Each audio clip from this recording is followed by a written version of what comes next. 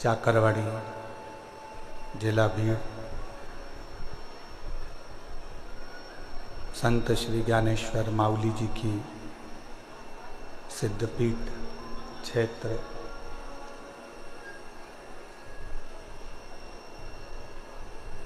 सद्गुरु संत श्री ज्ञानेश्वर माउली जी की पुण्यमय आनंदमय ये पवित्र धरा, सिद्ध क्षेत्र चाकरवाड़ी बीड़ जिले के अंतर्गत इस पवित्र कथा का लाभ लेने का सौभाग्य प्राप्त हुआ है। कथा के मुख्य यजमान श्री श्री महादेव जी महाराज जी, स्थान सद्गुरु संत श्री ज्ञानेश्वर माउली सिद्ध क्षेत्र चाकरवाड़ी बीड़। एक बार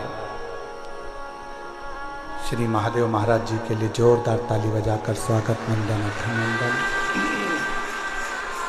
जिन्होंने इस पवित्र पावन कथा का लाभ आप और हमको दिया है और ये पवित्र कथा श्रवण करने का सौभाग्य प्राप्त हुआ है। और तेरी कृपा बिना एक भी लेते हैं स्वास कृपा से बखान क्या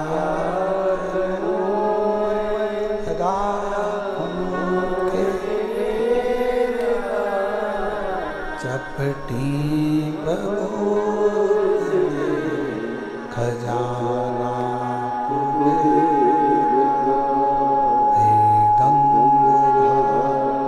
मुक्ति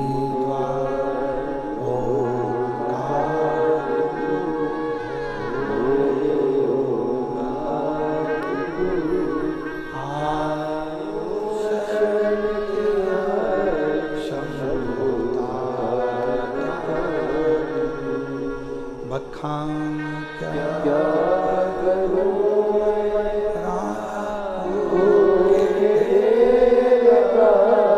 चपटी खजाना गंगधार मुक्ति द्वार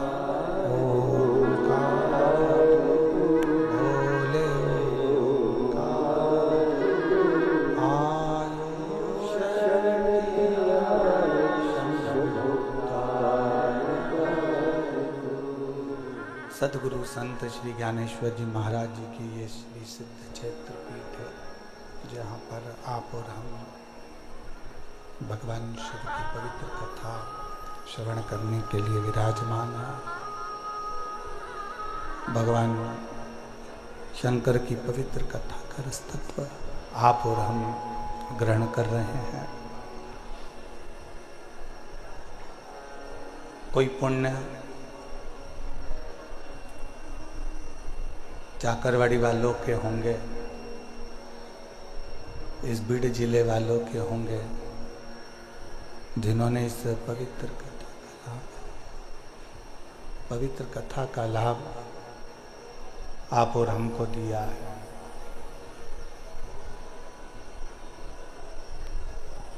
आज जो कथा प्रारंभ हो रही है, शिव जी का ही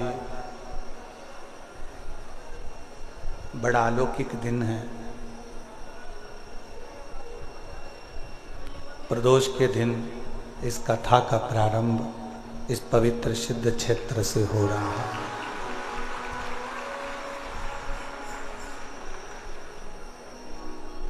श्री महादेव महाराज जी का बड़ा मन था कि बीड़ जिले में ये कथा हो। और श्री क्षेत्र में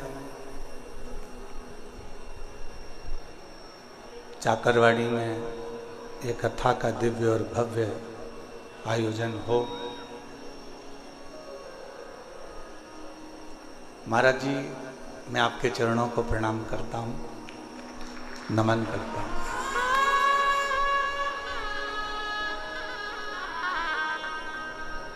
कथा को लेने के लिए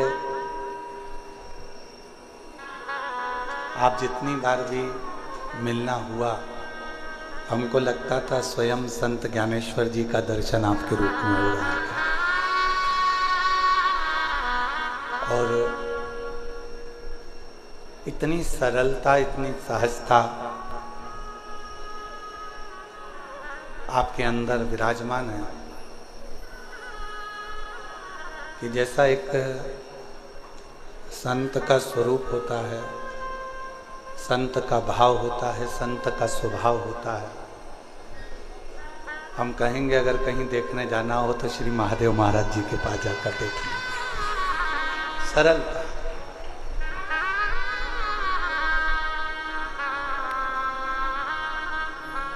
और ऐसा ही एक संत का भाव है, इसलिए ये क्षेत्र पूरे महाराष्ट्र में इतना प्रसिद्ध है।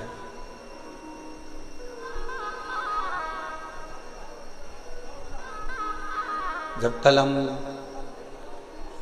श्री क्षेत्र में पहुंचे चाकरवाड़ी में, समाधि मंदिर के अंदर जब अभिषेक किया, दर्शन किया, तो ऐसा लग रहा था कि जैसे कोई अलग से कोई ज्ञान की ऊर्जा, कोई तप की ऊर्जा, कोई भजन की ऊर्जा, कोई कीर्तन की ऊर्जा प्रणाम करते ही अपने शरीर में समा रही। और इतने पवित्र क्षेत्र में अगर ये शिव महापुराण की कथा आप और हम अगर श्रवण कर रहे हैं, इतने पवित्र क्षेत्र में अगर ये पवित्र कथा का लाभ आप और हम ले रहे हैं, तो हमको तो लगता है कि सारी नदियों का जल एक जगह पर एकत्रित हो गया हो, ऐसा चाकरवाड़ी की कथा का क्रम रहे। और मैंने तेरे ही भरोसे बाबा, तेरे ही भरोसे हवा बिच उड़ती बाबा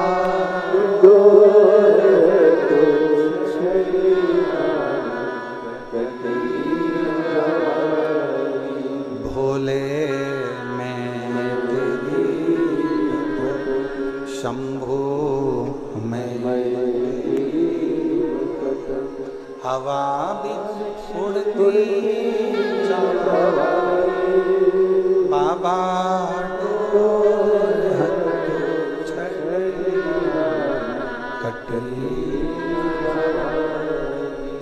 तो ये सिद्ध क्षेत्र में चाकरवाड़ी जिला बीड़ के अंतर्गत ये पवित्र कथा का लाभ आप और हम ले रहे हैं। और प्रदोष के दिन इस कथा का प्रारंभ हुआ है।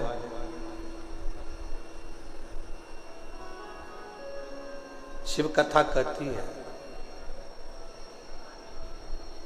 किसी संत की पवित्र भूमि पर जब किसी संत की ही कथा का रसतत्व ग्रहण करने का सौभाग्य मिले, संत की ही कथा का लाभ लेने का यदि आप और हमको सौभाग्य मिले, तो ये समझें कि हम कोई साधारण व्यक्ति नहीं है। कहीं भगवान शिव की कृपा से किसी संत की शरणागति में संत का ही रसतत्व ग्रहण करने का सौभाग्य शिव जी की कृपा से प्राप्त हुआ।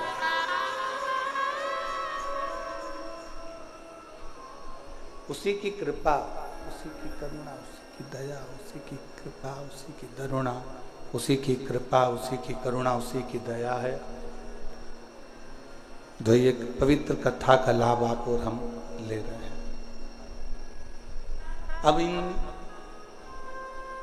7 दिनों में अपने को करना क्या?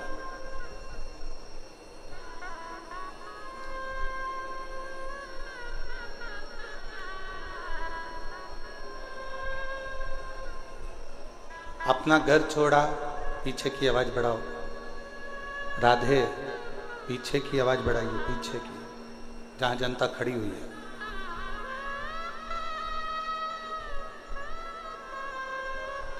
सात दिनों में अपने को करना क्या है?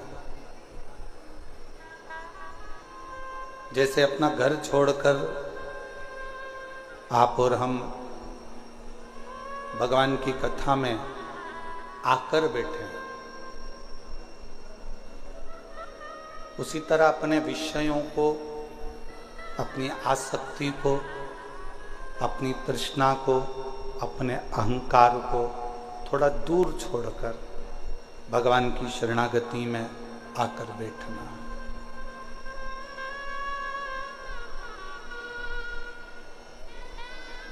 शिवगण भृंगी पर आधारित ये शिव महापुराण की कथा होगी।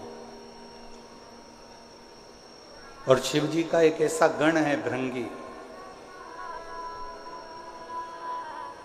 जो भगवान शिव के सिवाय कहीं उसका चित्त, उसका मन जाता ही नहीं। और एक बार जो शिव का होकर आ गया, एक बार जो परमात्मा का होकर आ गया, तो ये मानकर चलो कि फिर तुम्हें कहीं भटकने की जरूरत नहीं पड़ेगी। शंकर तुम्हारा हाथ थामकर तुम्हें मंजिल तक पहुंचा देगा।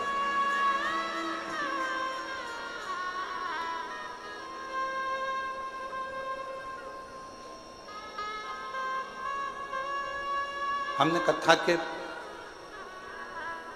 पहले भी वर्णन किया है कि शिव महापुराण की कथा करवाने वाला कोई दूसरा नहीं होता, स्वयं देवाधिदेव महा, जम के बोलो जरा, देवाधिदेव महादेव होते। और आज वास्तव में कथा के यजमान भी महादेव महाराज ही हैं।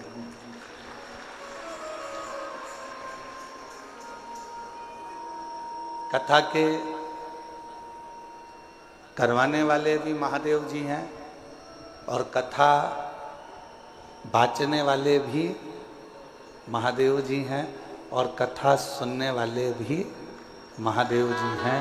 इस कथा को कोई दूसरा नहीं कर।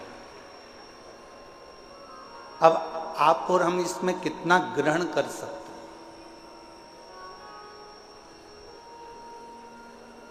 आप और हम इसमें से कितना ले सकते हैं?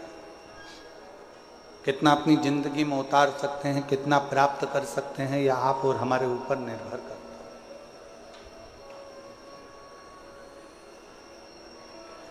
महाराज, ज्ञान की पहचान बहस से होती है। एक सास बहू की आपस में जो बहस चलती है, उससे ये पहचान हो जाती है कि बहू में कितना ज्ञान है।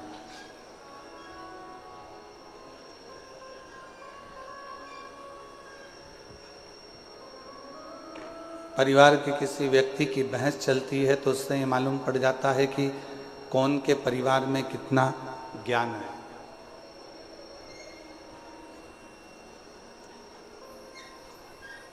एक बहस की पहचान, एक ज्ञान की पहचान उसकी आपसी भाषा की बहस से हो जाती है।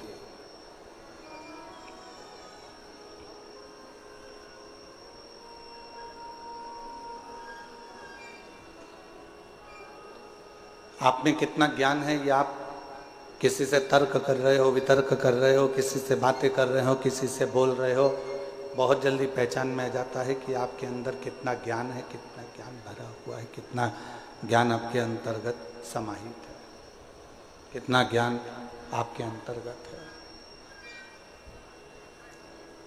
और यदि इंसान की पहचान करना है तो उसकी पहचान करने के लिए बहुत सारे धन, वैभव, संपदा, सत्ता, दौलत की जरूरत नहीं पड़ती। उसकी वाणी, उसकी बोली उसकी पहचान करा देती है कि उसमें कैसा इंसान है, कैसा व्यक्ति है और कैसा उसका व्यक्तित्व है।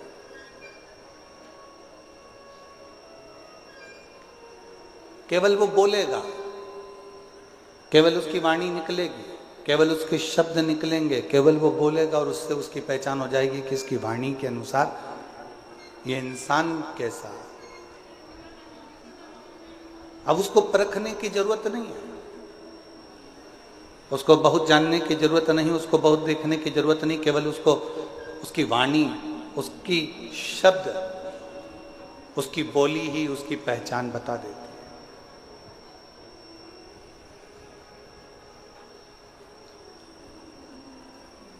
और शिव महापुराण की कथा कहती है, परिवार की पहचान किसी दूसरी चीज से नहीं होती, घर के संस्कार हमारे परिवार की पहचान बता देते हैं कि हमारा परिवार कैसा है। एक बच्चों का संस्कार,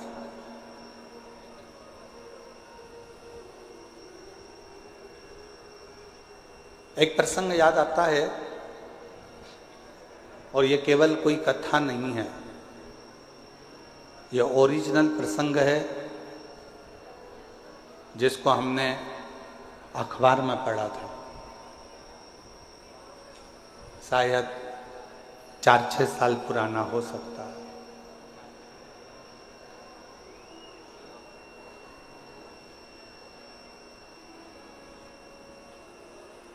एक माता पिता ने अपने लड़के की शादी एक लड़की से पक्की कर दी।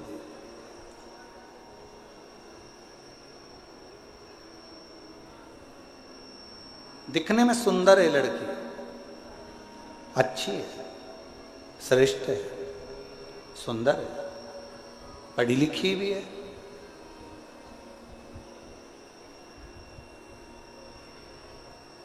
दिखने में उसकी सुंदरता भी है, पढ़ी लिखी भी है और अच्छी भी है। विवाह पक्का हो गया, सगाई हो गई, संबंध जुड़ गया। अब जो लड़के के पिताजी थे, उनके घर में कोई लड़की नहीं थी, तो जिस लड़की से उनका संबंध जुड़ा था उसको उन्होंने बेटी मान लिया। और बेटी माना और ये मन में विचार करा कि ऑफिस जाता ही हूँ, बीच में लड़की वालों का घर पड़ता है, कभी कभी चले जाया करूँगा, मिल के आ जाया करूँगा।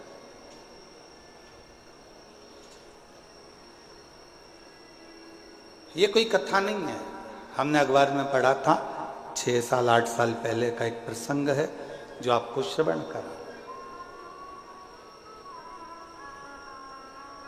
अब लड़के के पिताजी लड़की के घर जाते, कभी सुबह सुबह चले जाते तो माँ पोछा लगाती हुई दिखती, झाड़ू लगाते हुए दिखती। इतने में तुरंत लड़के के पिताजी ने लड़की की माँ से पूछा, आप पोछा लगा रही हो?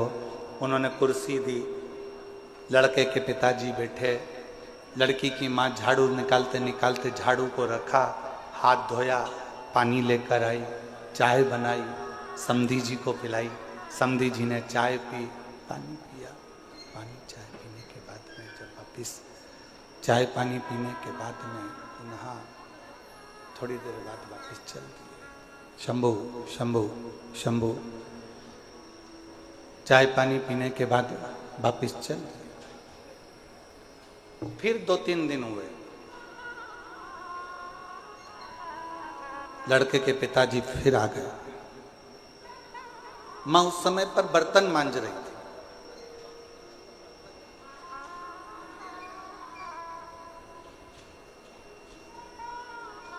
ससुर जी ने पूछा, समधी जी ने पूछा, क्यों साहब समधी जी कहाँ गए? कहा वो काम से गए। बेटा काम से गया, बेटी अंदर है। अच्छा,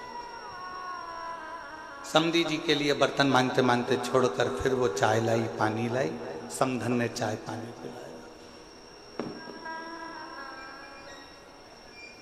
समधी जी फिर चले गए। 1.5 महीने के बाद फिर समधी जी आ। समधन कपड़े धो रही थी, आवाज लगाई, दरवाजा खोला, फिर आए, फिर पूछा सब कहाँ हैं? तो कहा कोई वहाँ, कोई वहाँ, कोई वहाँ। हाथ धोया, पानी लाई, कुछ नाश्ता बना के रखा था, नाश्ता लेकर दिया। 15 दिन के बाद फिर समधी जी आए। सास ने, लड़की की माँ ने फिर वैसा के वैसे किया।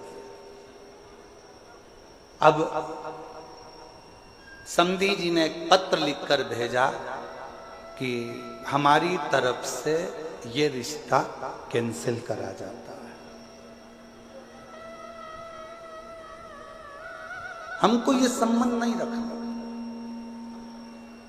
हमको ये रिश्ता नहीं रखना। लड़की के माँ बाप ने पूछा साहब आपका हमारा इतना अच्छा प्रेम है, संबंध है, फिर आप लड़का लड़की का ये संबंध क्यों नहीं रखना चाहते?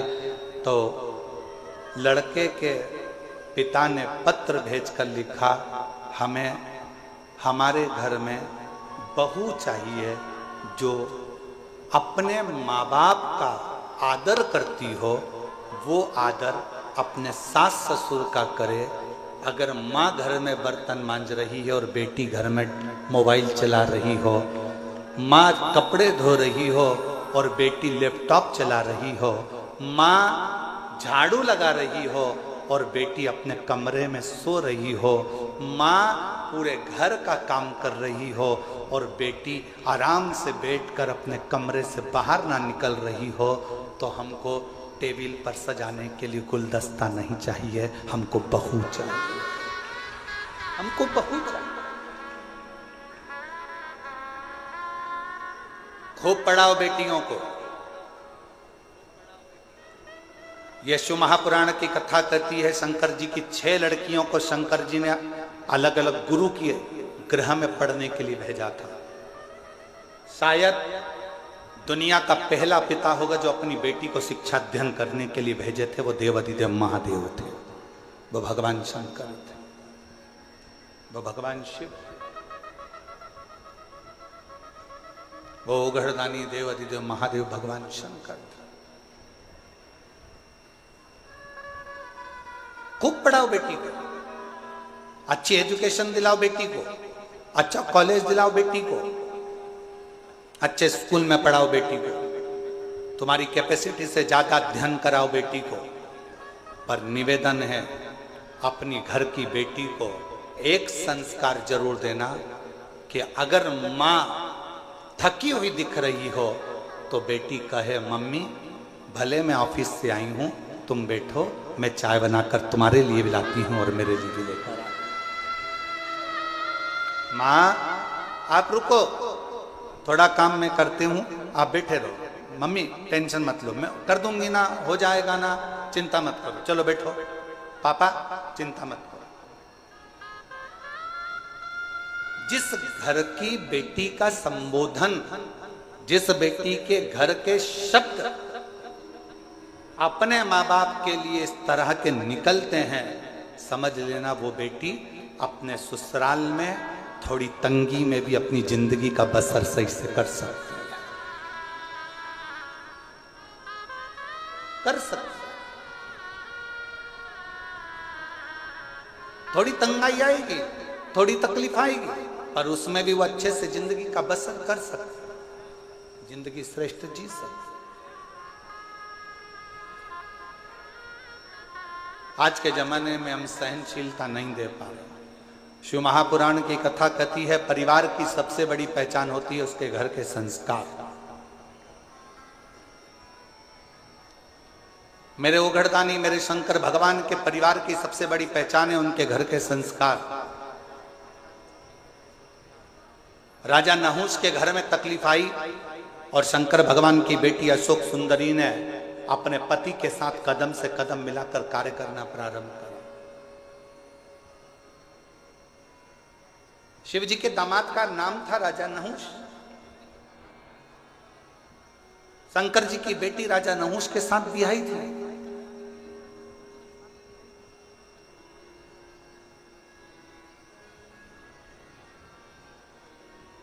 ऐसा नहीं है कि जिंदगी में मुसीबत नहीं आती। हम पहले भी कथा के माध्यम से आपको कहे थे, मंगल सूत्र गले में लड़की के इसलिए बांधा जाता है, विवाह के समय पर लड़का लड़की के गले में मंगल सूत्र इसलिए बांधता है क्योंकि मंगल सूत्र में एक जैसे दाने नहीं होते।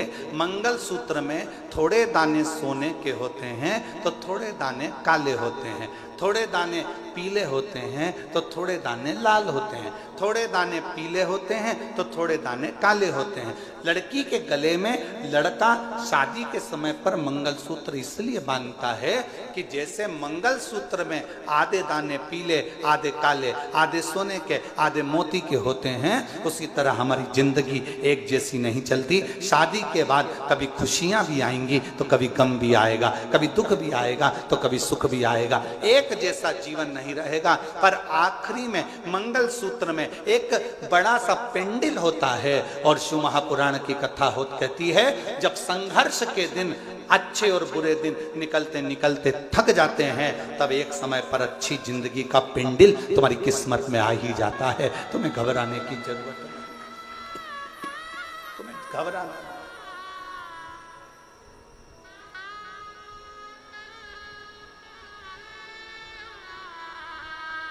एक अच्छे परिवार की पहचान, एक अच्छे परिवार की पहचान उसके घर के संस्कार से होती है। कैसा संस्कार है उसका, ये उसके घर की पहचान बता देती है। इसलिए फिर निवेदन है कि मत बुरे कर्म कर वरना, सब बोलो सब, भगवान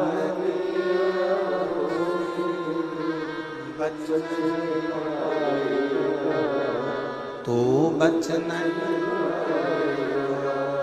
अरे ओ अज्ञानी मत करना, अरे ओ अज्ञानी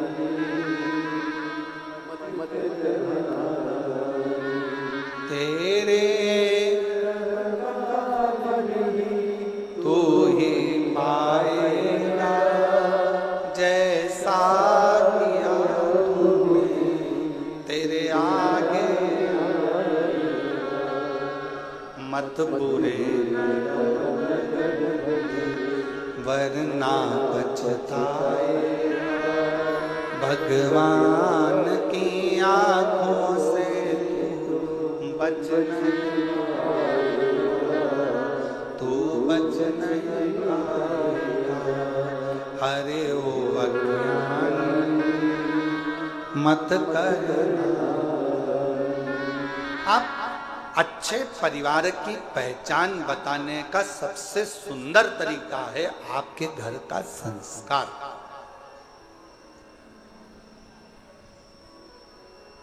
आपके घर का संस्कार कैसा?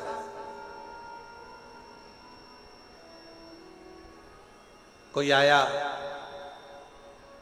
आप खड़े होकर उससे मीठी वाणी में बात कर लिए, जल का पूछ लिए, प्रणाम कर लिए, नमन कर लिए, सत्कार कर लिए, उतने में पहचान हो जाती है कि परिवार कैसा।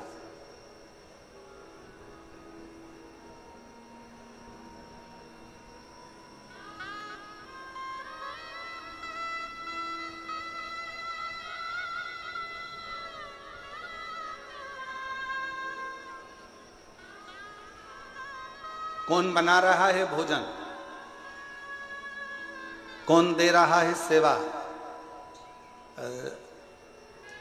महादेव महाराज जी प्रणाम करते हुए कहूँगा आपको, हो सकता है कि घर के लोगों को लगे, कल हम जब आए और आने के बाद ऊपर कक्ष में गए, हम प्रसाद पा रहे थे तो हमने बच्चों से पूछा कि प्रसाद किसने बनाया, तो बच्चे बोले कि महादेव महाराज जी के ही यहाँ से, उनके ही परिवार की उनकी ही माता जी और उनकी ही धर्मपत्नी आदि जो परिवार में बेटी और परिवार के सदस्य हैं, वही प्रसाद बना। तो हमने ललित महाराज जी को तुरंत कहा कि उनको धन्यवाद देना कि इतने आदरणीय होने के बाद भी उन्होंने अपना रसोई घर नहीं छोड़ा और प्रसाद बनाने की क्रमता जारी रखी। उसके लिए साधुता।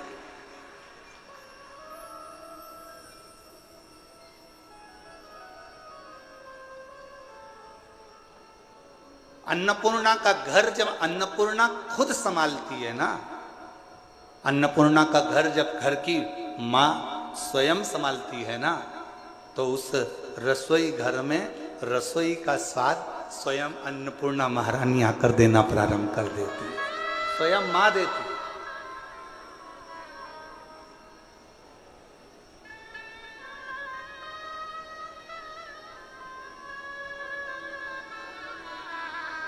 और यही प्रभु की कृपा है। हम हर जगह कथा करने जाते हैं तो कहीं ना कहीं हमको कहना पड़ता है कि कहना कि सब्जी में मिर्ची की मात्रा कम करो, कहना पड़ता है सब्जी में ये मात्रा ज़्यादा करो, कोई मात्रा कम करो।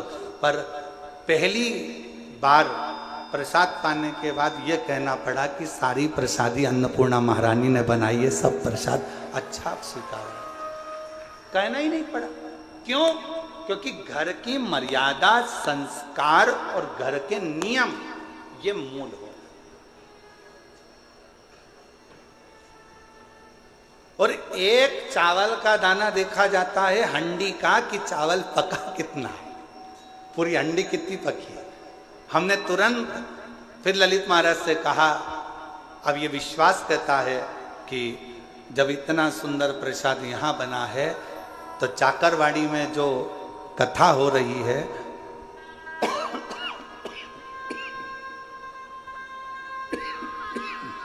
उसके भंडारे का प्रसाद भी बड़ा सुंदर बन रहा होगा और सब आराम से प्रेम से पा रहे हैं।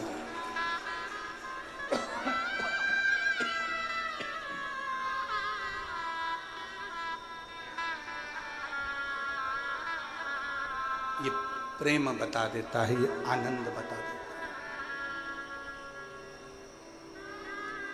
शिव कथा कह रही है, भगवान शंकर का प्लेन जा रहा है, एकदम सूखा सूखा माई के गला पकड़ रहा है। शिव कथा कह रही है,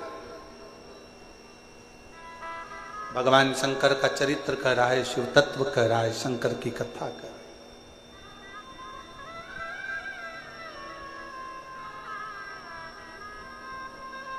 आपके घर के संस्कार बता देते हैं कि परिवार कैसा है।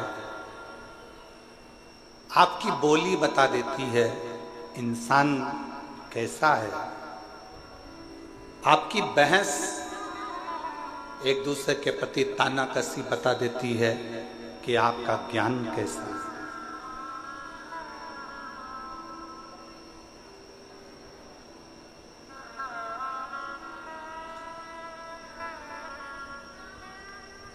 इसलिए निवेदन है, शिव को स्वीकार करने से पहले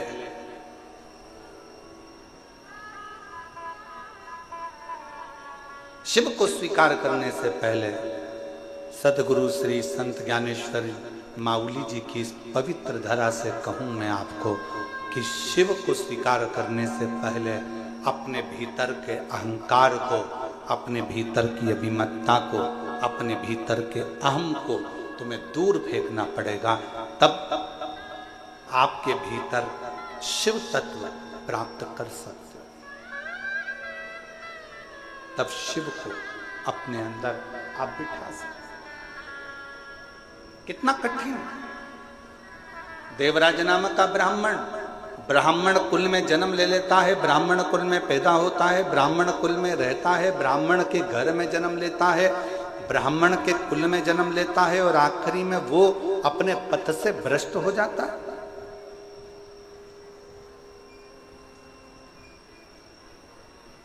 अपने मार्ग से दूर हो जाता है।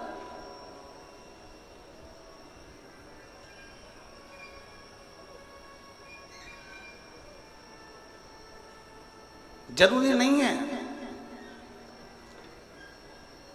एक साधारण से परिवार में चर्मकार जी के घर में भी एक बालक जन्म लेते हैं संत श्री रविदास जी महाराज। चमड़े का जूता बनाते बनाते भी संतों की श्रृंखला में प्रथम गिनती में आ जाते हैं, वो संत श्री रविदास जी हो जाते हैं।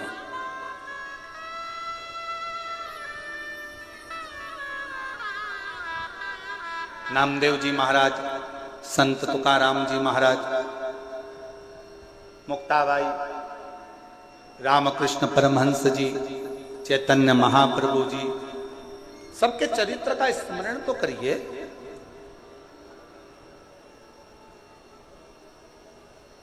संत श्री नामदेव जी महाराज को एक बार रोक लिया गया, कीर्तन कर रहे थे, विठल विठल विठल विठल लगे हुए, अपनी भक्ति में अलमस्त नामदेव जी महाराज राम कृष्ण हरि जय राम कृष्ण राम कृष्ण राम कृष्ण राम कृष्ण हरि जय राम कृष्ण हरि राम कृष्ण हरि जय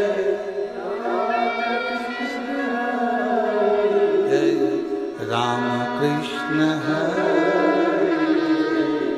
राम कृष्ण राम कृष्ण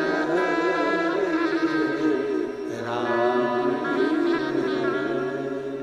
पावन पावन नाम राम कृष्ण हरि पावन पावन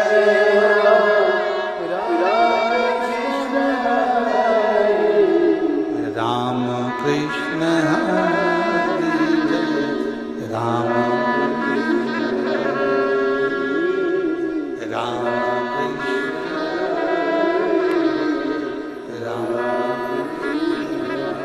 नामदेव जी महाराज अपने कीर्तन में डूबे हुए थे।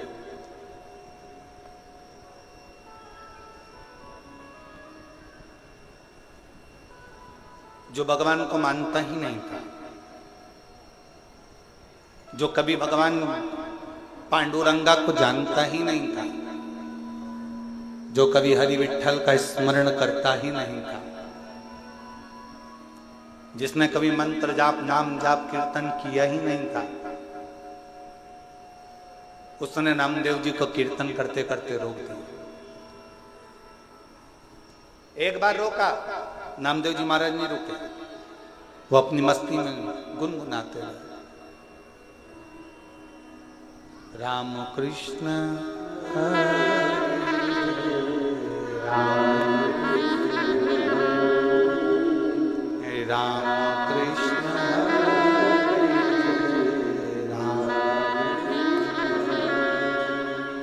राम कृष्ण हरि जय राम कृष्ण हरि जय राम कृष्ण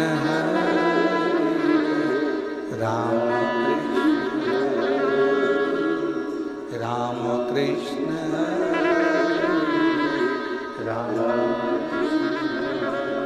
फिर रोका नामदेव जी महाराज को, और जैसे नामदेव जी महाराज को रोका तो नामदेव जी महाराज अपनी कीर्तन में डूबे।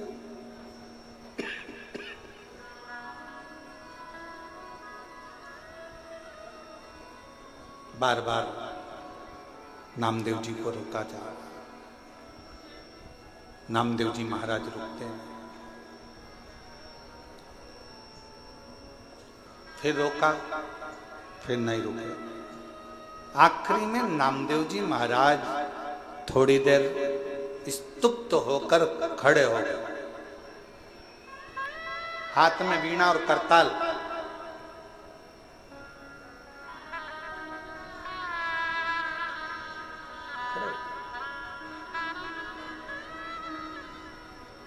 क्या है भाई, तुम मुझे कीर्तन क्यों नहीं करने देते? मेरे कीर्तन करने से तुम्हें तकलीफ क्या है? मेरे कीर्तन करने से तुम्हें कष्ट क्या है? नामदेव जी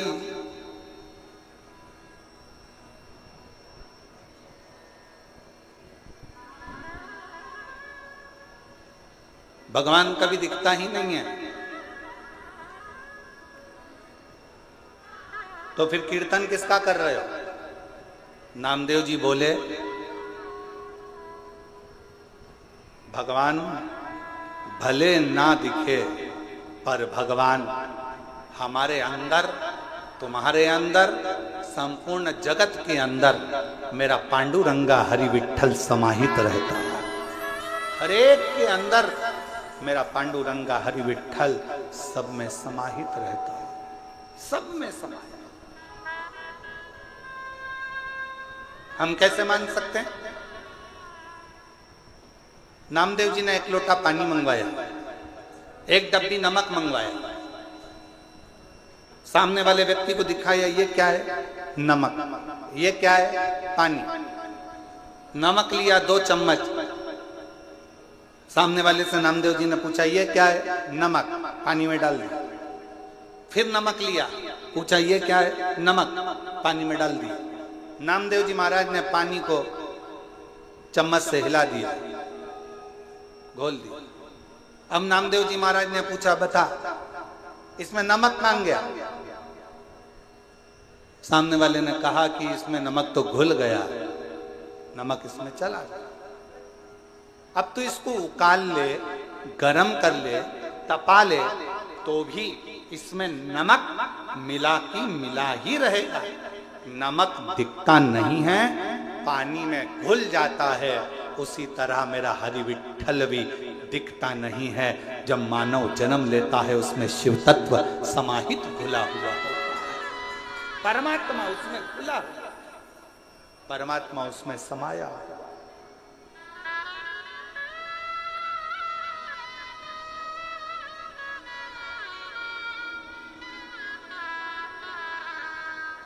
और उस परमात्मा को जानने के लिए कुछ नहीं करना, हमें देखना नहीं है, परमात्मा को महसूस करना। भगवान हमारे अंदर है कि नहीं, इसको महसूस करने के लिए ही हमारा कीर्तन, भगवान का मंत्र जाप, शिव महापुराण की कथा, भगवान का स्मरण, भगवत नाम, भगवान की कथा, ये सब हो।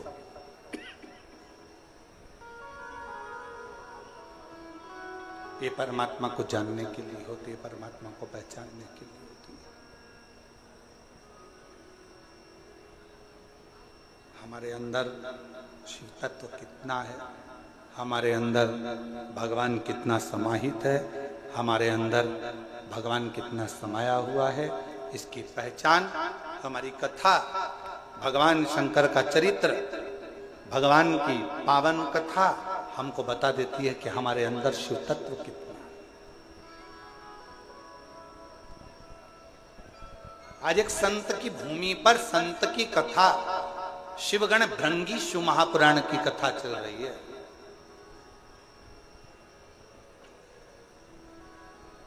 और कितना विचित्र शिव भक्त होगा, जरा विचार करिएगा, जिसने वर में मांग लिया था भगवान शंकर से कि अगर कोई पत्ती भंवरा झूठा भी कर दे तो तुम स्वीकार कर लेना, कोई पुष्प यदि भंवर भ्रमरा झूठा भी कर दे तो तुम स्वीकार कर लेना। और कितनी बड़ी शिव भक्ति होगी, जरा विचार करिएगा। भगवान को चढ़ने वाला फूल अगर धो लिया जाता है, उसको धो देते हैं, तो भगवान उस फूल को स्वीकार नहीं करता। भगवान को चढ़ने वाला फूल पेड़ पे से टूटता है और टूटा हुआ फूल भगवान को चढ़ता है तो भगवान स्वीकार करते हैं, पर धोया हुआ फूल भगवान स्वीकार नहीं करते, क्योंकि वो भंवरे का झूठा होगा तो शिव को स्वीकार।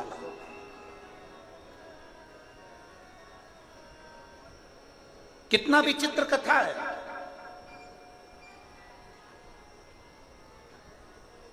फूल को कब तोड़ा जाता है? जम के बोलो जरा। भगवान को चढ़ने वाले फूल को कब तोड़ा जाता है? नहाने के बाद कि नहाने के पहले? बोलते जाओ, उत्तर दो जल्दी। चाकरवाड़ी में बैठे हो, जरा अच्छे दमदारी से उत्तर दो।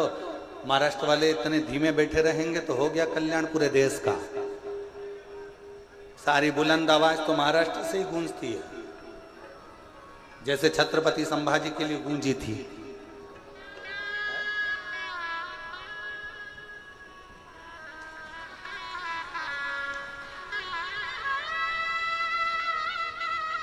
बोल बम का नारा है, आवाज नहीं आई, दमदारी से बोलो। बोल बम का नारा है, सारी समस्या का हल श्री शिवाय। भगवान के लिए फूल कब तोड़ा जाता है? नहाने के बाद कि नहाने के पहले? ठीक है।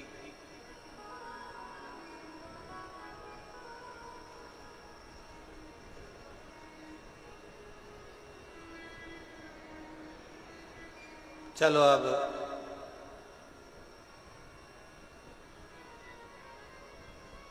पुष्प शिव महापुराण की कथा बाची थी, किन किन ने सुनी थी?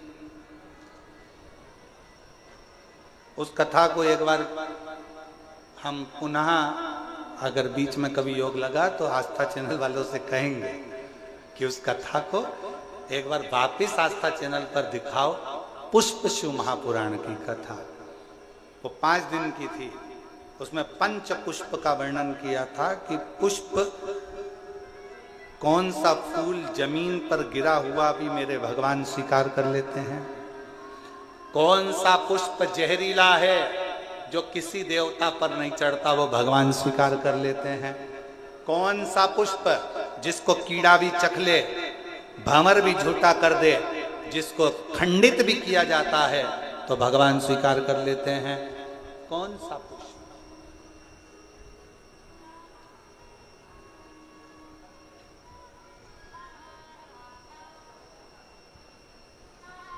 कौन सा पुष्प? शिव कथा कह रही, भंवर का झूठा, भंवरे का झूठा स्वयं भृंगी ऋषि ने, भृंगी बाबा ने भगवान शिव से अगर कोई वर मांगा था तो यही मांगा था कि भंवरे का झूठा भी अगर कोई पुष्प है, भ्रमर का झूठा भी है, और कोई स्नान करा नहीं करा, कोई नहाया नहीं नहाया, और हे देवादिदेव महादेव, उसने अगर तुम्हारे लिए डाली में से पुष्प को चुन भी लिया ना तो उसके पुष्प को आप स्वीकार जरूर करना। शंकर ये नहीं देखते कि तुम स्नान कर कर पुष्प तोड़े।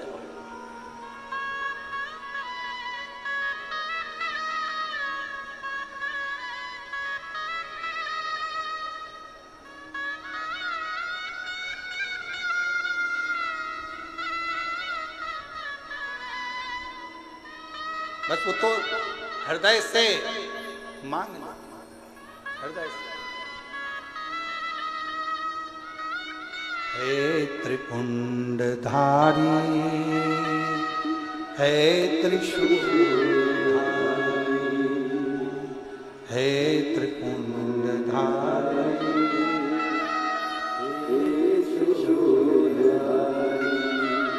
अपनी शरण में हमको अब ना लीजिए, अपनी शरण में हमको हे ना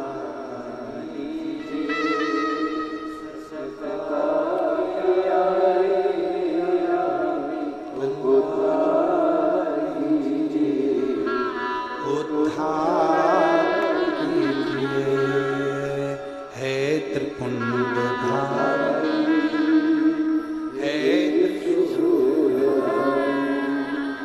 चरणों में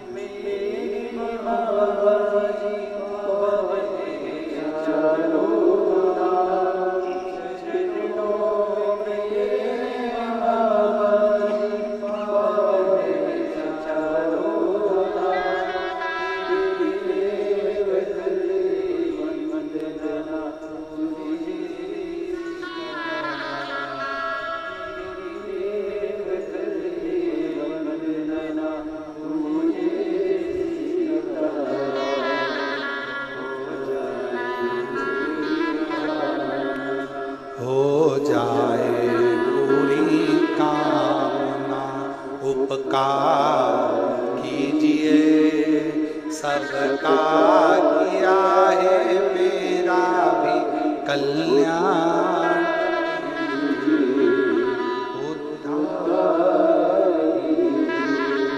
हे त्रिपुंडधारी हे त्रिशूल। भगवान ये कभी नहीं देखता कि तुम स्नान कर कर पुष्प तोड़े कि स्नान के बाद पुष्प तोड़े। भगवान ये देखता है कि तूने मन कितना पवित्र रखा।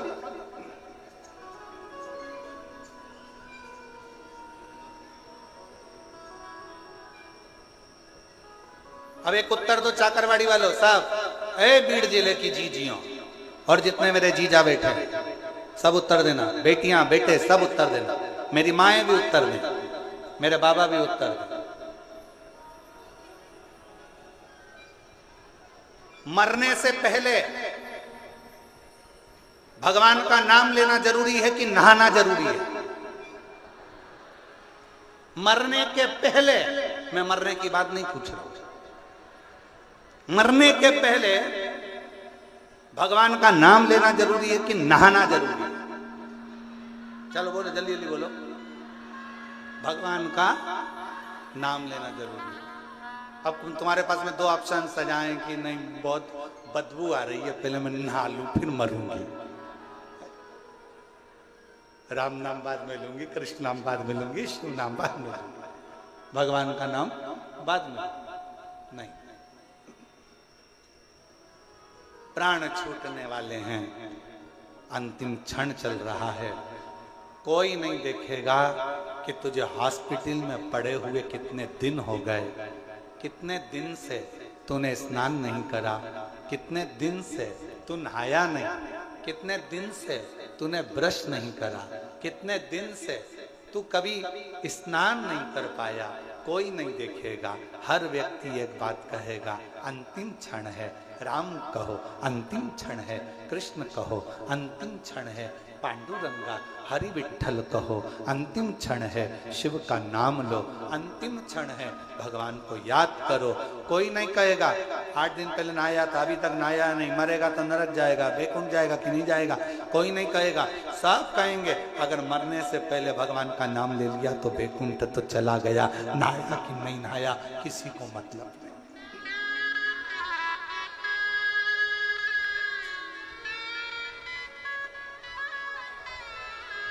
कोई नहीं जानेगा।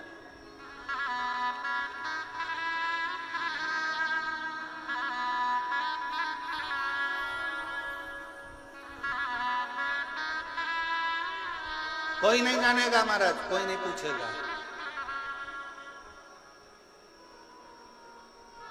यहां सब शिव के होकर शिव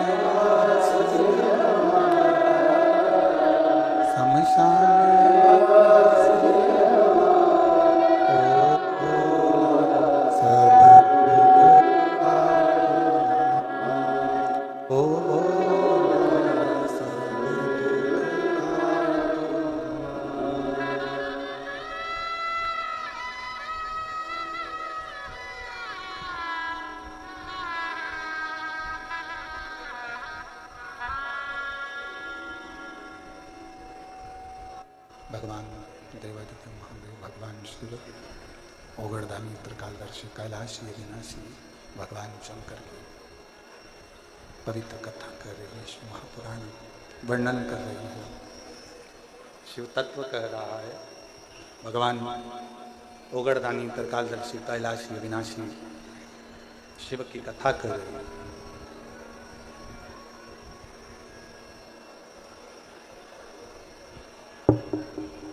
हरि विठ्ठल, पांडुरंगा, शिव, नारायण आप में और हम में, सब में समाहित, कोई विभाजन नहीं है। देवराज नामक का ब्राह्मण कुल में जन्म लेने के बाद भी शिव को नहीं जानता।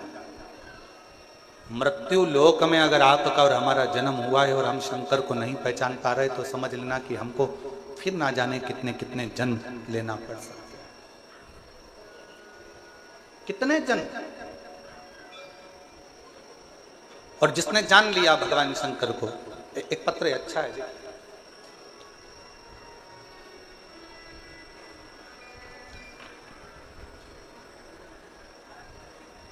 मिसो शारदा जीवन राव जगताप, बैंक कॉलोनी, माजलगांव, तहसील माजलगांव, जिला बीड़, महाराष्ट्र। कहीं बैठी हो तो हाथ हिला सकती हैं। अगर कहीं बैठी हो तो हाथ हिला सकती हैं।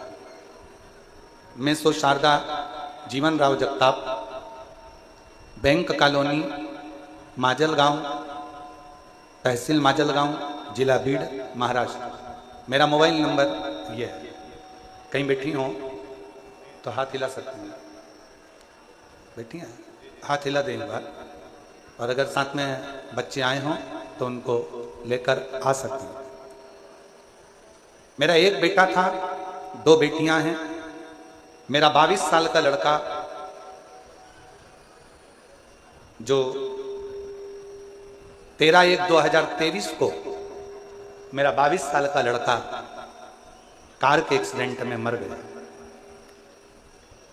जब मेरा 22 साल का लड़का कार दुर्घटना में चला गया, मैं टूट गई। हम पति पत्नी दिन रात रोते रहते, आंखों से आंसू बहते रहता। इतना दुख था कि हम वर्णन नहीं कर सकते। गुरुदेव, एक दिन मेरी बहन की बेटी ने बताया कि परभणी महाराष्ट्र में संजय भाऊ जाधव जी कथा करा रहे हैं। शिव महापुराण की कथा है। ऐसा सुना है कि पंडाल में बैठकर जो मांगा जाता है भगवान शंकर वो देता जरूर। जादव जी ने 5 दिन की कथा करवाई है। कहीं योग बना है परभणी का, चलो तुम भी उस कथा में चलो। पति पत्नी कथा में पहुंचे। पंडाल में कहीं जगह नहीं थी, बाहर बैठ गए, कथा सुनते, विनती करते, रोते रहते। मेरी बहन की लड़की से मैंने कहा कि वो सियोर वाला महाराज क्या करेगा, शिव पुराण भी क्या करेगी, क्योंकि 22 साल का लड़का चले गया, मेरी 2 लड़कियां हैं, पर अब तो मेरा रजस्वला धर्म भी नहीं आता, अब मैं रजो भी नहीं होती। अब मेरा रजो धर्म खत्म हो गया और रजो धर्म खत्म हुए भी कई साल हो गए।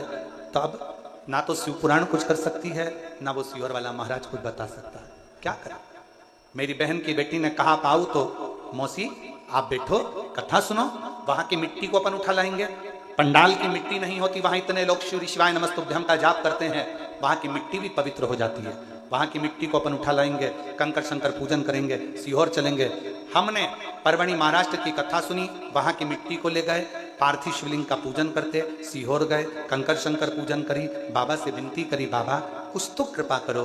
डॉक्टरों को दिखाया, डॉक्टर कहते हैं अब तुम कभी माँ नहीं बन सकती, तुम्हारा रजो धर्म नहीं आता। पर बाबा तो बाबा है गुरुदेव, हमें क्या मालूम था कि पंडाल में कथा सुनने का फल क्या इतना होता है। खूब रोती थी पंडाल में बैठकर। मेरा 22 साल का लड़का चले गया, 22 साल का लड़का चले गया। तू कुछ भी कर, मेरा लड़का मुझे दे दे।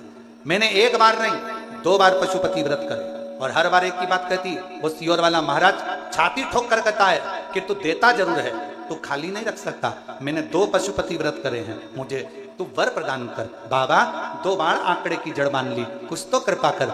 2 बार सियोर आ गई, बाबा ने ऐसी कृपा करी कि मेरा गर्भ बिना रजो धर्म के ठहर गया, और बाबा की कृपा से मुझे 2 बेटों ने जन्म लिया। मेरे गर्भ से 2 बेटों ने जन्म लिया। और बाबा डॉक्टर भी आश्चर्य में है कि ये कैसे हो सकता। मेरे बाबा 22 साल का एक लड़का गया था, आज मेरे कुबेर भंडारी ने मुझे 2 लड़के दे दिए, और उन दोनों का फोटो मैं लगा रही हूँ, दोनों का फोटो लगा रही हूँ, आप देख सकते हैं। और अगर बच्चे आए हों तो बच्चों को लेकर आप लोग एलईडी पर दोनों बच्चों का फोटो आस्था चैनल पर देख सकते हैं, एलईडी पर देख सकते हैं। और तेरी कृपा का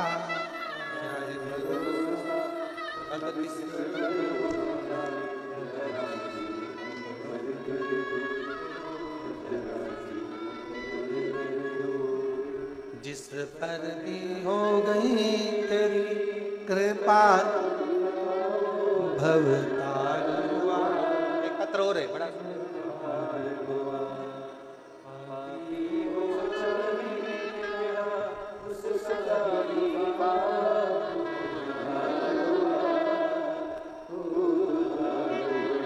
सुप्रिया संतोष के कान, पुणे की रहने वाली हूँ, बाबा को प्रणाम करती हूँ। कहीं बैठी हो तो पुणे से आई हैं, कहीं बैठी हो हाथ हिला सकती हैं। पुणे से संतोष के कान, पुणे से कहीं बैठी हो तो हाथ हिला सकती हैं। और आई हो तो बच्चे को लेकर, एक तो भीड़ ज़्यादा है ना, तो पीछे भी अगर कहीं बैठे हो तो हाथ हिला सकती हैं।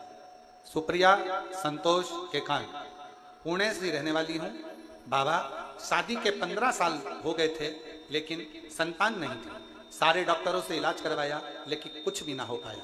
मेरी माँ ने मुझे बताया कि टीवी पर कथा आती है, और मेरी माँ आपकी कथा 2021 से सुनती आ रही है। मैंने आपने बताया हुआ सफ़ेद आंकड़े की जड़ और पशुपति व्रत दोनों उपाय किए, और बाबा की ऐसी कृपा हुई, मेरे घर में 15 साल के बाद 2024 में बेटे ने जन्म लिया। बाबा की कृपा से मैं बाबा को यहाँ प्रणाम करने के लिए आई। कहीं बैठी हो तो हाथ हिला सकते।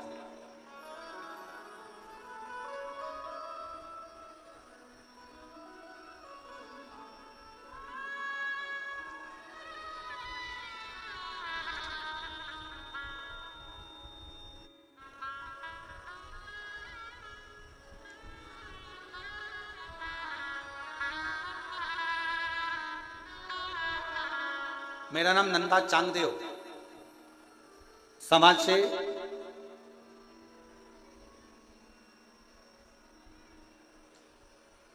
पाटोदा जिला बीड़ से हूं। मेरा मोबाइल नंबर ये है। मेरे छाती में गठान हो गई थी, जो 4 साल पहले ऑपरेशन से निकाल दी गई थी, लेकिन फिर से दूसरी साइड में छाती में गठान हो गई। मैं बहुत डर गई थी। अभी ऑपरेशन से एक गठान को निकलवाया, अब फिर से दूसरी गठान हो गई।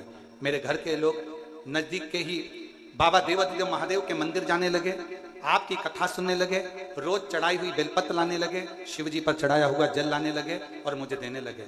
कहते थे अगर बेलपत्र खाओगी और पानी चढ़ा हुआ पियोगी तो शिव गठान को गला देंगे। श्री शिवाय का नमस्तुभ्यम जाप करती। बाबा की ऐसी कृपा हुई गुरुदेव, मुझे दूसरी गठान का ऑपरेशन नहीं कराना पड़ा, और बिना ऑपरेशन के ही मेरी गठान पूरी गल गई। मैं बाबा को यहाँ प्रणाम करने के लिए आई हूँ। कहीं बैठी हो तो आ सकती हैं। मेरा नाम नंदा चांगदेव, संगवासे पाटोदा जिला बीड़ से है। मेरा मोबाइल नंबर ये। और तेरी कृपा का आ जाइए।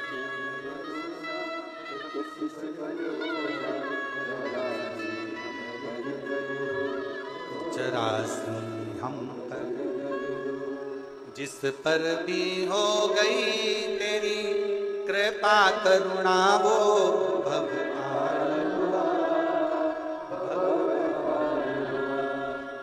भी हो चाहे जितना, उसका भी बाबा उद्धार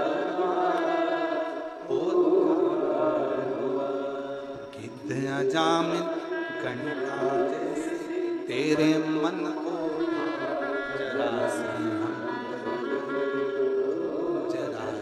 हम तेरी कृपा का है भरोसा, कब किस पर होगा जरा सी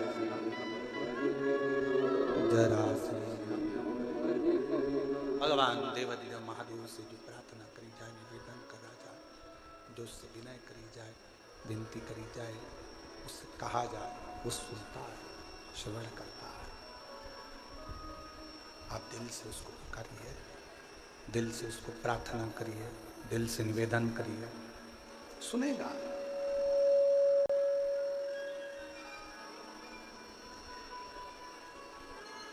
देवराज नाम के ब्राह्मण का तो विश्वास से ही शिव पर नहीं।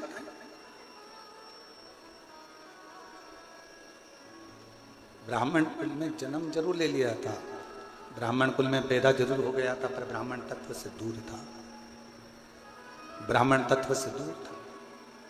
चोरी का धन लेकर जा रहा था, शरीर में ताप पड़ गया, सामने टूटा सा शिवालय था, सोचा शरीर में थोड़ा सा ठंड लग रही है, दुबक कर बैठ जाऊंगा तो हो सकता है शरीर में थोड़ी सी गर्मी आ जाए।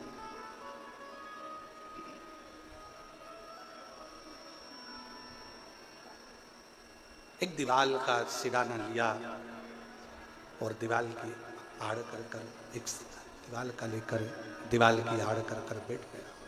दीवाल की सब शरीर कांप रहा, शरीर कांप रहा। आ जाओ।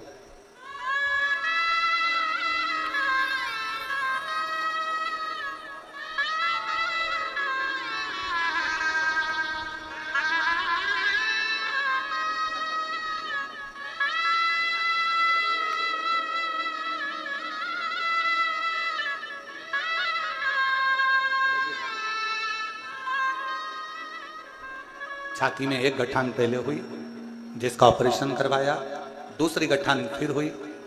शिव पर भरोसा कर कर बेलपत्र और शिव का चढ़ा हुआ जल पीना प्रारंभ करा। ऑपरेशन की जरूरत नहीं पड़ी, दूसरी गठान अपने आप गल गई। ये शिव की उदारता। एक बार जोरदार ताली बजाएं। शिव तत्व, शिव कथा कह रही है, प्रेशर बढ़ाओ, प्रेशर नहीं आ रहा, गला पकड़ रहा है। शिव तत्व कह रहा है, भगवान शंकर का चरित्र कह रहा है, शिव महापुराण की कथा कर रहा है, भगवान शंकर का पवित्र चरित्र वर्णन कर रहा है। देवराज शिव को नहीं जानता, भगवान शंकर के मंदिर कभी नहीं गया, ना शंकर को कभी प्रणाम करा, ना निवेदन करा, ना प्रार्थना करी। पहली बार शिव के मंदिर में दीवार के पास टिक कर, शिव जी के मंदिर में टिक कर दीवार के पास लगकर शरीर कांप रहा था,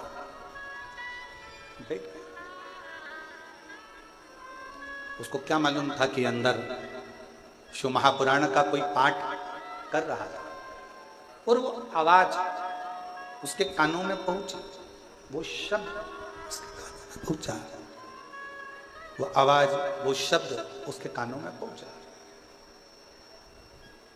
थोड़ी थोड़ी देर में जो कथा कह रहे थे वो आवाज लगा रहे थे, हर हर महा। इसको थोड़ा क्रोध आया, गुस्सा आया। एक तो शरीर में कष्ट है, ऊपर से इतनी तेज तेज तेज तेज आवाज लगा रहे हो, इतना तेज तेज चिल्ला रहे हो। वहां से वो उठकर चल दिया।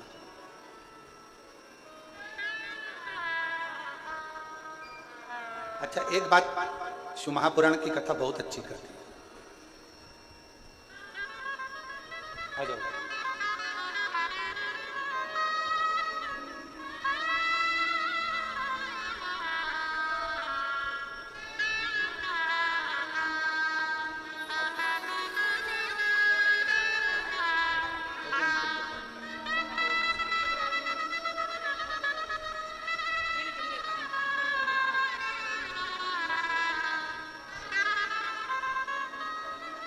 जो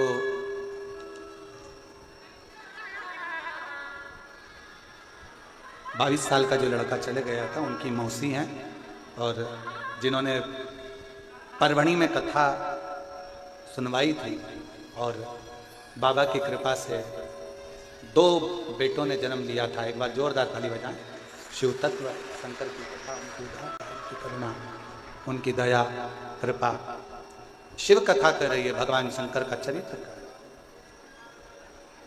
शिव महापुराण की कथा कर रही है। देवराज को शिव भक्ति का बल नहीं था।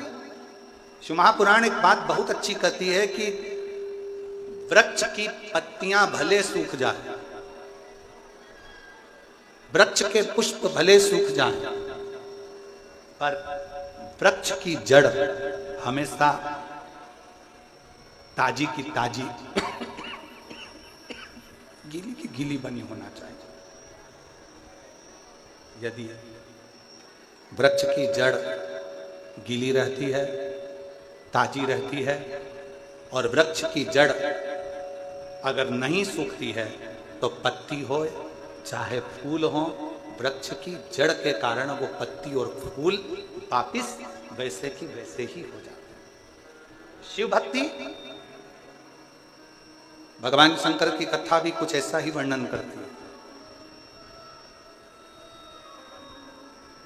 बीड़ जिले में कितने सारे लोग रहते होंगे, चाकरवाड़ी के आसपास में कितने सारे लोग रहते होंगे, कितने सारे जीव रहते होंगे, पर क्या सब शिव महापुराण की कथा तक पहुंच सकते हैं क्या?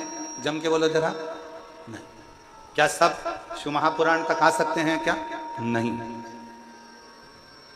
वही पहुंच पाता, वही शंकर की कथा तक, शिवालय तक, संत तक, गुरु तक वही पहुंच पाता है जिसके हृदय में शिव भक्ति की जड़ हमेशा ताजी की ताजी बनी रहती है, वो कभी सूख नहीं, वो शिव तक पहुंच जाए, शंकर तक पहुंच जाए।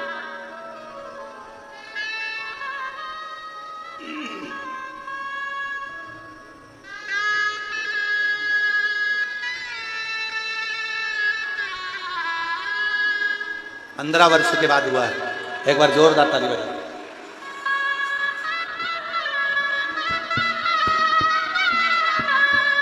शंभो।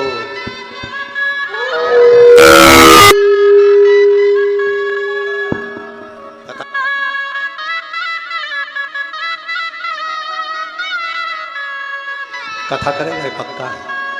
ओ, और तेरी कृपा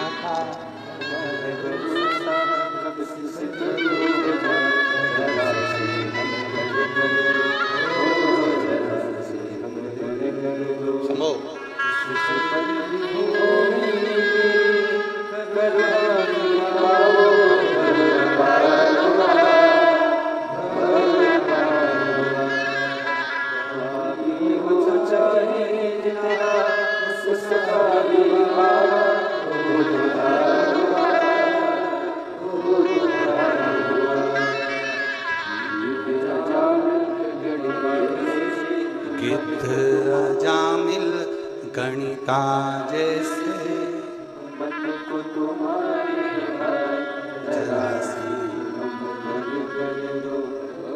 तेरी कृपा का क्या है भरोसा, अब किस पर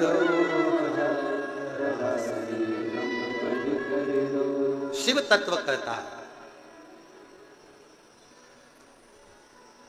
अगर कभी पूर्व का कोई हमारा और आपका संग रहा हो, कोई पूर्व का शिव और आपका संग रहा हो, तो वो संग एक ना एक दिन शिव भक्ति में दृढ़ता उत्पन्न कर देता है, शिव भक्ति में दृढ़ता दे देता है।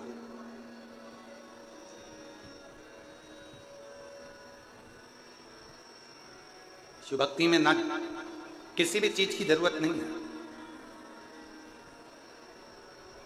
दुनिया के लोग अगर आपसे कह दें कि शंकर जी की भक्ति करने के लिए ये चीज चाहिए, तो नहीं चाहिए। शिव भक्ति में सबसे ज्यादा जरूरी है तुम्हारा मन, दिल, हृदय और आपके भीतर का विश्वास।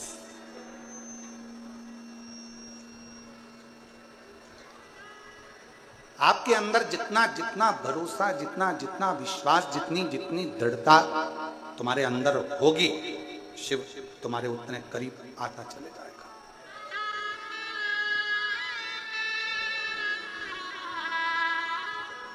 इंसान का जन्म हर घर में होता है।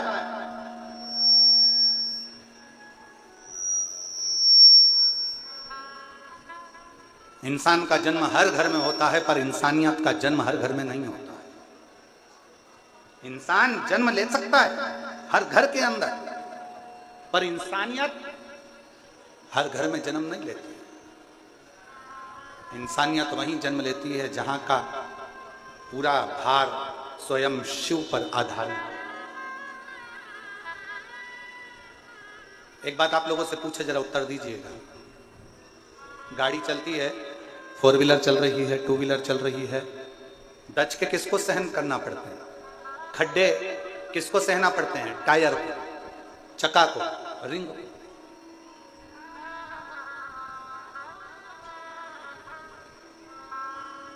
जितने दचके आएंगे, जितने खड्डे आएंगे, वो चक्के को सहना पड़ रहे हैं, टायर को सहना पड़ रहा है, क्योंकि उसको चलना है, मंजिल तक पहुंचना है। उसको मालूम है मेरे अंदर, इस गाड़ी के अंदर बहुत सारे बैठे हुए हैं, इन सबको मंजिल तक पहुंचाना है।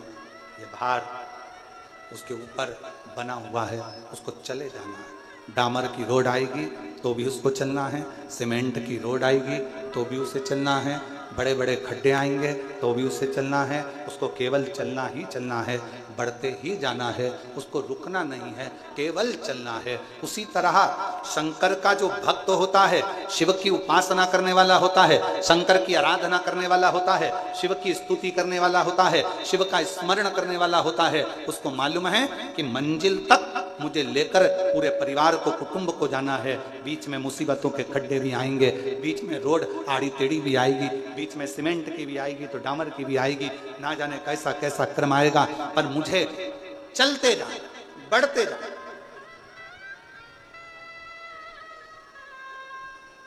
थोड़ा कष्ट आएगा जिंदगी में, ऐसा नहीं कि कष्ट नहीं आ सकता, तकलीफ नहीं आएगी या परेशानी नहीं आती है। कोई तुमसे कह दे, कोई महाराज ऐसा मिल जाए और तुमसे कह दे कि तुम्हारी जिंदगी में मैं दुख नहीं आने दूंगा, तो व्यर्थ की बात है, समझ लेना पक्का झूठा महाराज। कोई तुमसे कह दे कि तेरी जिंदगी में मैं तकलीफ नहीं आने दूंगा, दुख नहीं आने दूंगा, समझ लेना पक्का झूठा है महाराज। दुख आएगा, एक साधारण मनुष्य की जिंदगी में भी दुख आता है तो एक महाराज की जिंदगी में भी दुख आता है। एक गरीब की जिंदगी में भी दुख आता है तो एक करोड़पति की जिंदगी में भी दुख आता है। जितना ललाट पर पूर्व में लिखा हुआ है, कुर्सी, पद, प्रतिष्ठा, सम्मान, यश, ये सारा की सारा तुमने पूर्व में किसी को दिया होगा, तो आज तुम्हें कुर्सी भी मिल रही है, पद भी मिल रहा है, प्रतिष्ठा भी मिल रही है, यश भी मिल रहा है। नहीं तो तुम्हारे ही नाम का एक व्यक्ति हाथ ठेला धका रहा है, तुम्हारे ही नाम का एक व्यक्ति घर में काम कर रहा है, तुम्हारे ही नाम का एक व्यक्ति किसी के यहाँ झाड़ू लगा रहा है, एक व्यक्ति पोछा लगा रहा है। नाम की मूलता नहीं है, मूलता है तुम्हारे कर्म की। इसलिए जो पूर्व में करा आज सुख भोग रहे हो, और आज करोगे तो बाद में सुख भोगने को मिलेगा। जैसा कर्म करोगे उस कर्म के अनुसार तुम्हें फल की प्राप्ति। ये कर्म की प्राप्ति। और कोई अच्छे जन्म के, कोई पूर्व अच्छे कर्म मुझे बाबा, पिछले जन्म मुझे बाबा। जहां सारी दुनिया झुकती है, जहां सारी दुनिया झुकती, मुझे वो आली दरबार मिला, दरबार। कोई पूर्व का सुख होगा जो आज मिल रहा है, कोई पूर्व का अच्छा कर्म होगा जो आज मिल रहा है। अच्छा, एक बात और समझ लो जरा अच्छे से। एक ही कॉलेज में, जिस कॉलेज में तुम पढ़े उस कॉलेज में 50 बच्चे पढ़े होंगे। बोलो पढ़े कि नहीं पढ़े, जम के तो बोलो। जिस स्कूल में तुम पढ़े उसमें 50 बच्चे पहले भी पढ़े होंगे। जब तुम जन्मे उसी तारीख को लाखों लोग जन्मे होंगे। बोलो जन्मे कि नहीं जन्मे। जिस समय तुम जन्मे उस समय भी, या तो हमारा साइंस कहता है हर घड़ी हर पल लाखों लोग एक साथ जन्म लेते हैं, तो क्या सारे की सारे करोड़पति बन जाते हैं? क्या सारे के सारे मिनिस्टर बन जाते हैं? क्या सारे के सारे मंत्री बन जाते हैं? क्या सारे के सारे अच्छे औहदे पर पहुंच जाते हैं? नहीं। एक तो पूर्व जन्म का कोई अच्छा कर्म, दूसरी आपकी जिंदगी की मेहनत, आपका परिश्रम, आपका लगन और आपकी मेहनत आपको एक ना एक दिन मंजिल तक ले जाकर छोड़ देती है। यह आपका कर्म मूल है। तारीख वही है। 10 तारीख को आपका जन्म हुआ तो 10 तारीख को बहुत सारों का जन्म हुआ। 15 तारीख को आपका जन्म हुआ तो 15 तारीख को बहुत सारों का जन्म हुआ। 16 तारीख को आपका जन्म हुआ तो 16 तारीख को बहुत सारों का जन्म हुआ। 17 तारीख को जन्म हुआ तो 17 को बहुत सारे हुए। तुम 9:15 पे जन्मे तो 9:15 पे ना जाने कितने बच्चे और जन्मे। सबका भाग्य एक जैसा नहीं हो सकता। सबका कर्म, सबकी लगन और सबका प्रारब्ध अलग अलग। इसलिए फिर निवेदन है,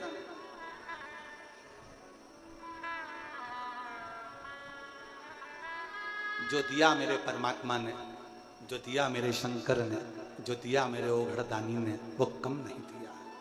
खुश हुआ करो, भगवान को हर पल धन्यवाद दिया करो कि तूने मुझे जो दिया वो कम नहीं दिया, कम नहीं दिया। एक पत्र अच्छा है।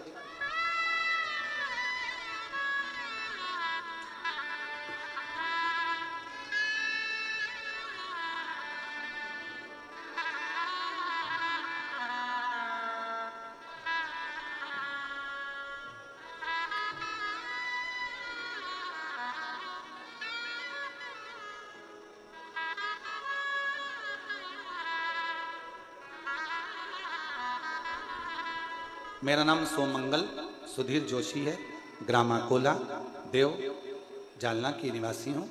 मेरा मोबाइल नंबर ये है। बाबा के आशीष का क्या वर्णन करूँ गुरुदेव। एक दिन ऐसी ही यूट्यूब पर कथा देखते देखते आपकी शिव महापुराण अपने सुमधुर वाणी से श्रवण करने का लाभ हुआ। शिव भक्ति में जुड़ गई, साथ में अपने पति को भी जोड़ दिया। रुद्राक्ष महोत्सव में मिले पहुंची, क्षेत्र सीहोर पहुंचकर कथा सुनी। मेरी बेटी के लिए बस मांगा था कि उसकी सरकारी नौकरी लग जाए। मेरी बेटी कहती है, माँ मैं मेहनत कर कर कर थक गई, मेरी नौकरी नहीं लग रही। मैंने अपनी बेटी से कहा एक बार पशुपतिनाथ का व्रत कर और पंडाल में बैठकर कथा सुन। मेरी बेटी ने पंडाल में बैठकर कथा सुनी, पशुपतिनाथ का व्रत किया। और बाबा का मैं क्या गुणगान करूं गुरुदेव। मेरे बाबा ने मेरी बेटी की एक पंडाल में नहीं सुनी, 5 पंडाल में बैठकर कथा सुनी। और बाबा की कृपा से मेरी बेटी का सिलेक्शन स्वास्थ्य विभाग में हो गया और मेरी बेटी की गवर्नमेंट जॉब लग गई। मैं बाबा को प्रणाम करने के लिए आई। कहीं बैठी हो सोमंगला मंगल सुधीर जोशी आ सकते हैं। एक पत्र और बड़ा सुना, देखिए।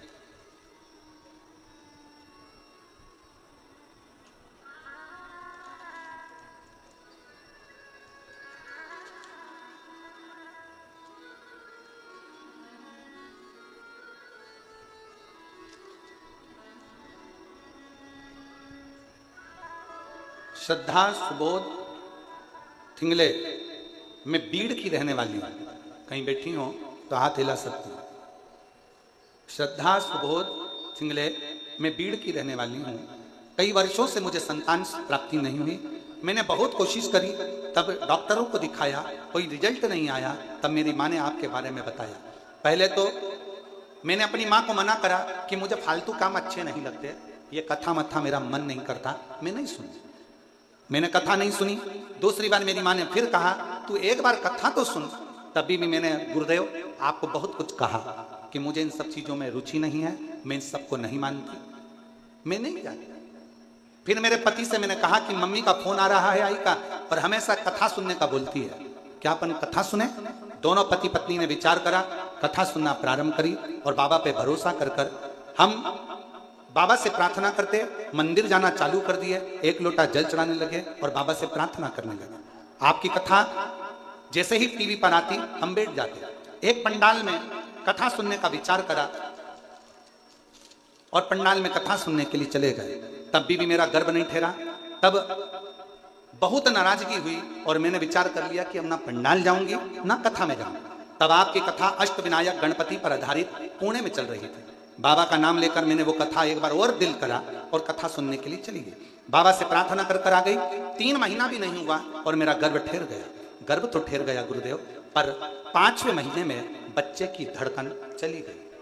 5वें महीने में बच्चे की धड़कन चली गई और बच्चे की धड़कन नहीं थी। डॉक्टरों ने कहा यह बच्चा ठीक नहीं है, इसको निकलवा दीजिए। और एडमिट हो और अबॉर्शन करवाइए, क्योंकि इस बच्चे की धड़कन नहीं है। मन में आया, इतने सालों के बाद भगवान ने बच्चा दिया तो भी उसकी धड़कन नहीं। तब मेरी माँ ने कहा तू घबरा मती, श्री शिवाय नमस्तुभ्यम का जाप करने के लिए बोल दिया। और मेरी माँ ने जैसे ही श्री शिवाय नमस्तुभ्यम का जाप करने के लिए बोला, मैं अस्पताल में रोज जाप करती रही और बाबा से प्रार्थना करती रही कि तूने बच्चा दिया और 5 महीने के बच्चे की धड़कन चली गई।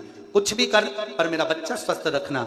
मैंने अपने पति से कहकर तुरंत मंदिर भेजा, बेलपत्र बुलाकर अपने गर्भाशय पर रखा और डॉक्टरों से कहा ऑपरेशन करने से पहले 15 मिनट रुक जाओ। मैंने फिर जाप किया और जाप करने के बाद डॉक्टरों ने फिर सोनोग्राफी करी तो पता चला कि बच्चे की धड़कन चलना प्रारंभ हो गई। मैं बाबा को प्रणाम करती हूँ और बाबा की कृपा से मेरे घर में संतान की प्राप्ति हुई, जिसका मैं फोटो लगा रही हूँ। अगर कहीं बैठी हो तो आ सकती हैं, बच्चे का फोटो लगाया गया। अगर कहीं बैठी हो तो आ सकती हैं और एलईडी पर बच्चों का फोटो आप देख सकते हैं। श्रद्धा सुबोध थिंगले, मैं बीड़ की रहने वाली हूं और प्रभु आपकी कृपा से सब काम करते हो भोले बाबा, मेरा नाम हो भोले आपकी सब काम हो, शंभु आपकी सब काम हो। शिव महापुराण की कथा कहती है शंकर पर करा गया विश्वास कभी टूटता नहीं है। एक प्रसंग बड़ा सुंदर स्कंद पुराण का, 2 चींटी एक नमक के ढेर पर रह रही है, एक शक्कर के ढेर पर।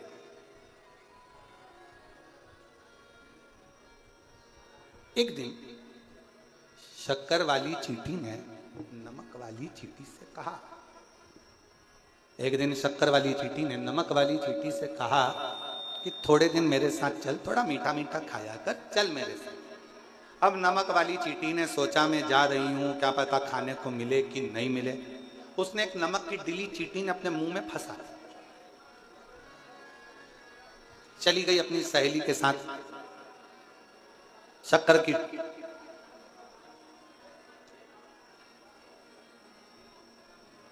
अब शक्कर वो नमक डली मुंह में है, शक्कर खाती है। ईमानदारी से बोलो, इधर नमक भरा हुआ है और 2-4 बूंद शक्कर खाओगे तो मीठी लगेगी क्या? ओ चाकरवाड़ी वालों, अच्छे से तो बोलो, लगेगी? आखिरी में चींटी जाने लगी।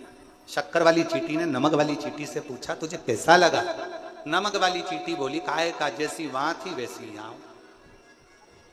शिव महापुराण में स्कंद पुराण वर्णन करती है, एक तरफ तो तुम शंकर के मंदिर में जा रहे हो, शक्कर के पहाड़ पर जा रहे हो, और दूसरी तरफ अविश्वास का नमक तुम्हारे मुंह में भरा पड़ा है कि होगा कि नहीं होगा। एक बार चल के देखती हूं होगा कि नहीं होगा।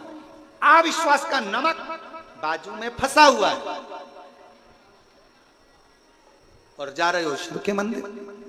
शिव महापुराण की कथा कहती है अविश्वास का नमक लेकर अगर शंकर के मंदिर में जाओगे तो कभी विश्वास रूपी शिव का आनंद नहीं ले पाओगे। अविश्वास के नमक को पहले छोड़ दो और पूर्ण विश्वास के साथ जाओगे तो 5 महीने के बच्चे के शरीर में भी धड़कन वापिस आ सकती है, अगर विश्वास है तो। और अगर भरोसा नहीं, विश्वास नहीं तो शिव। हम तो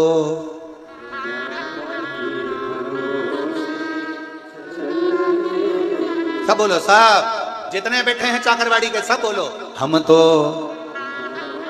भरोसे